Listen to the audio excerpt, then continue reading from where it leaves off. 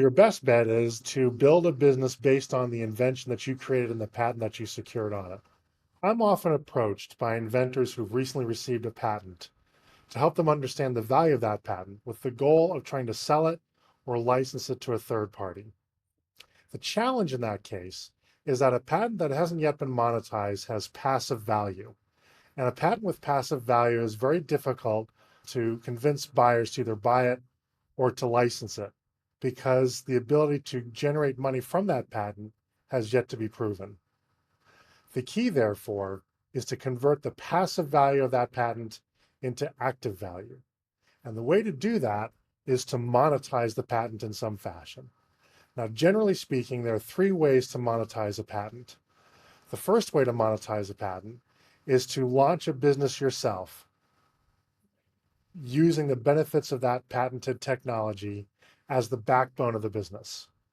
And the benefits of that technology should allow you to either grow at a very rapid pace because you're disrupting the market, or B, generate relatively high profit margins because the patent excludes competition and their ability to drive down prices and margins. Now, you might be thinking, well, I don't have a business. How do I do that? Well, you may have to think about starting a business. And if you have a patent that's a great idea, that is scalable and is connected to a large enough market, you may want to think about raising venture capital. Failing that, you may want to consider alternative sources of financing, such as your own funds, friends and family, crowdfunding, and so forth.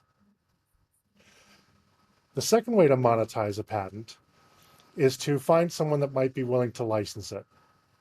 If your patent is unusually strong, and if it has to do with a market that has already been proven, and if products are already being made profitably in that market, it is possible that a third party will be interested in paying you a licensing fee to obtain exclusive rights to legally use the technology that you have protected. It must be said that this is not easy because most potential licensees or buyers have significant leverage over individual inventors in that negotiation, but it can be done. The third way to monetize a patent is to identify a party that may be infringing upon the patent already. In fact, there's an entire business around this form of patent monetization called patent trolling, more commonly called non-practicing entities. If you're not a non-practicing entity yourself, then you need to have a war chest that is sufficient to fund litigation, not just through the initial trial, but through the inevitable repeal.